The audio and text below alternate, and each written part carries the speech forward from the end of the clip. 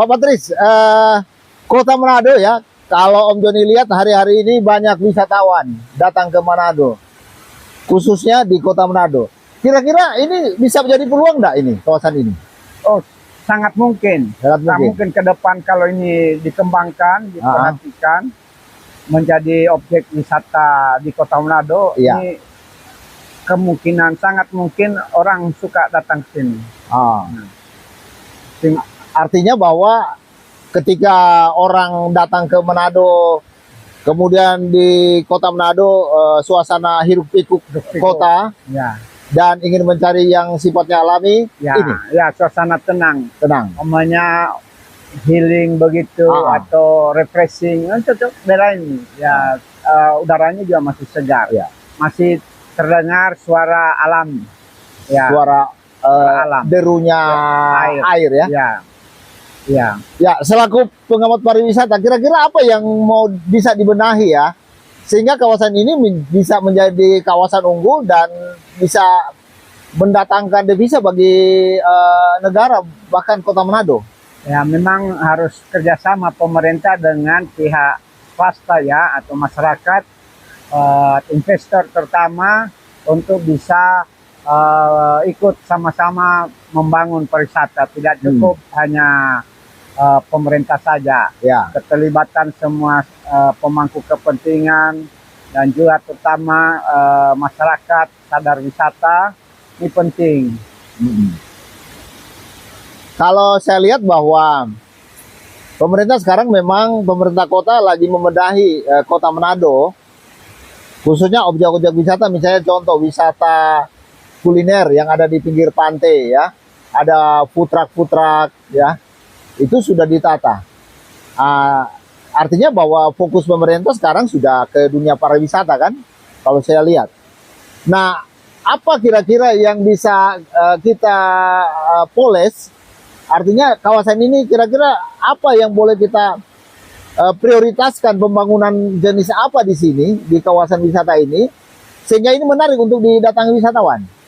Ya, umumnya ketersediaan fasilitasnya ya, kemudian juga jalan, infrastruktur akses ke sini harus ditingkatkan lagi. Kemudian juga kan yang dijual ini kan suasana juga. Suasana tentunya berbeda dengan kalau kita ada di Kota Manado ya.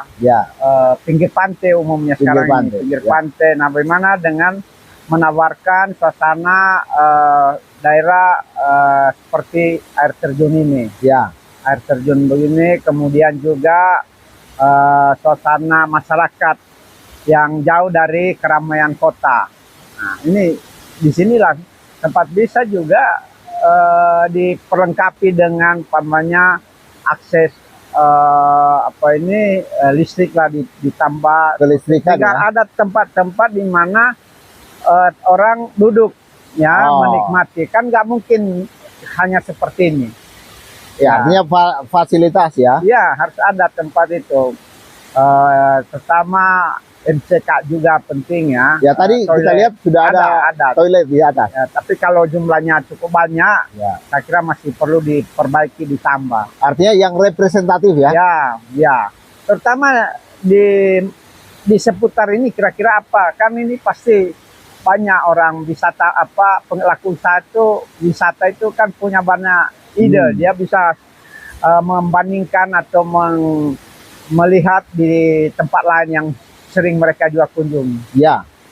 Artinya bahwa pembenahan pertama adalah akses ke sini.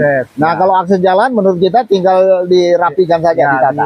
Diperlebar. Banyak kalau masuk bus itu kan, bus wisata tuh harus paling tidak jalannya cukup lebar. Itu. Baru kedua masalah listrik, penerangan. Ke sini kalau umpamanya sore ini kan masih agak siang ya. Kalau sudah sore kan udah gelap ini, karena semua pohon-pohon ini. Dan memang sebentar lagi ini akan kelihatan gelap nanti. Karena ini terlindung. Matahari. Nah, itu kira-kira itu yang dasar-dasar dulu. Mungkin yang tadi Pak Patris bilang selaku pengamat juga melihat bahwa di sini harus ada infrastruktur terkait dengan orang atau para wisatawan duduk-duduk santai, ya, view-view, ya nyaman duduk, bisa spot-spot, ya, untuk foto booth lah ya. Betul. Ini foto booth ya, tapi ada DP tempat. Bisa ya, Instagramable ya, orang mau ngambil view yang bagus. Ya, banyak duduk seperti ini kalau tempatnya nyaman ini ya, terutama bersih indah rapi. Ini ya. Modal sebenarnya. Di wisata itu 3 hal kelihatan sederhana, tapi ini mendasar. Bersih indah rapi itu. Nah, ini melibatkan semuanya kalau untuk urusan itu. Ya, bersih indah rapi ya. Iya. Artinya bahwa itu dulu yang dasar-dasar itu ya. Jadi di sini tertata rapi. Ya, harus ditanamkan itu menjadi budaya nanti. Budaya. Sehingga kesadaran dari semua sehingga menjadi budaya, sehingga sudah siap apabila nanti kunjungan semakin meningkat. Ya,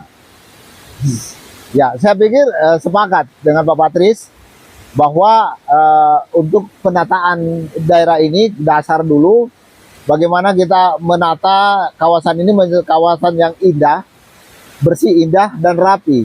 Jadi kalau indah tentunya momen of truth-nya bagaimana? Pandangan kesan pertama kan, maksudnya begitu kan? Ya, bisa melibatkan juga desa ya, membuat kayak seperti BUMD, badan usaha milik desa. Kelurahan Pak di sini. Kelurahan bisa bekerja. Ini masuk di kelurahan mana Pak? Ini Cimatas. Cima Atas ya.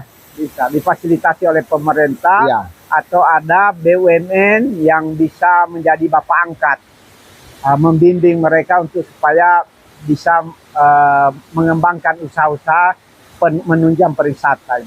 Oke teman-teman, sebelum lanjut ya saya ingin informasikan ini ada produk pisang Goroho Kripik. Ini adalah bisnis dari Pak Patris. Ini sudah ada brand name-nya? Belum. Ya, baru coba. Baru membuat, baru berapa 1-2 kali lah. Ya, ini garing. Mantap. Makasih. Nanti pesan ke Pak Patris, pasti akan dibuat. Terima kasih nih, promosi gratis ya. Ini.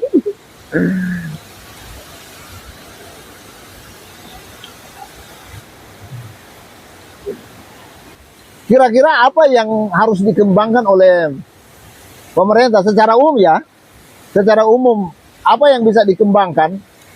Atau kira-kira apa yang harus dilakukan secara bertahap agar kawasan wisata itu menjadi kawasan wisata yang unggul? Oh ya, makasih Pak John.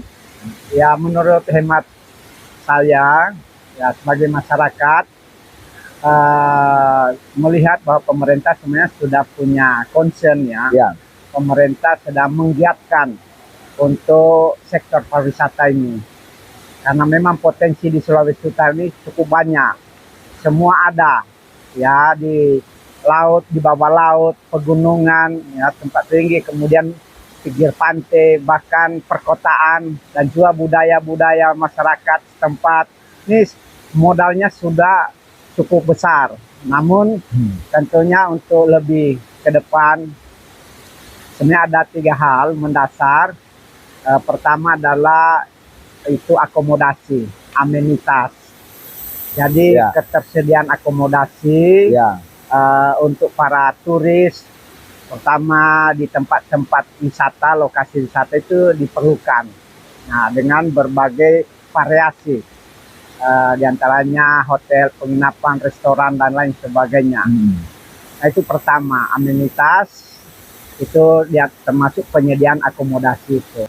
Juga untuk supaya menunjang ini, aksesibilitas, ya, kemudahan, ketersediaan akses sampai tiba di tempat tujuan, mulai dari pertama masuk pintu gerbang kawasan daerah wisata Sulawesi Utara, apakah itu bandara, apakah itu pelabuhan, atau kendaraan lewat darat, semua itu harus terkoneksi.